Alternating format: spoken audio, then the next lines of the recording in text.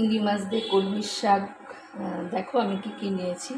কলমির শাকটা কুচিয়ে নিয়েছি, একটু মিষ্টি কুমড়ো নিয়েছি, একটু ফুলকপি নিয়েছি, একটু বেগুন নিয়েছি, একটু পটল নিয়েছি, কটা কাঁচা লঙ্কার চেরা নিয়েছি, আর একটু চিংড়ি মাছ নিয়েছি।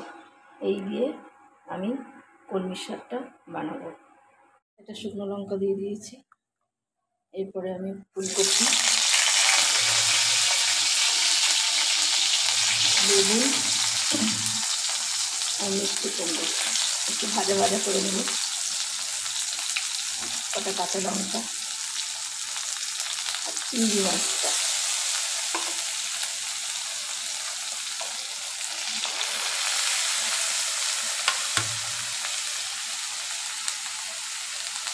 সব সবজিগুলো একটু নুন হলুদ দিয়ে একটু ভাজা ভাজা করে নেব। আমার সবজিগুলো সব ভাজা ভাজা হয়ে গেছে, দেখো লাল লাল করে ভাজা হয়ে গেছে। এবার আমি একটু হলুদ আর একটু নুন দেবো।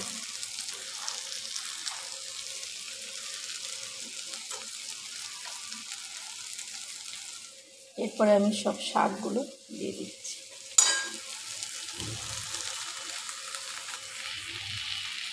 লিজা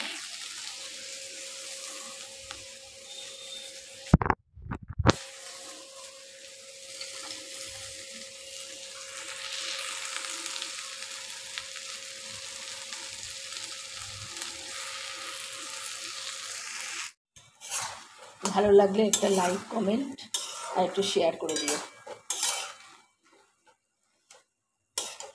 আজকের মতো টাটা।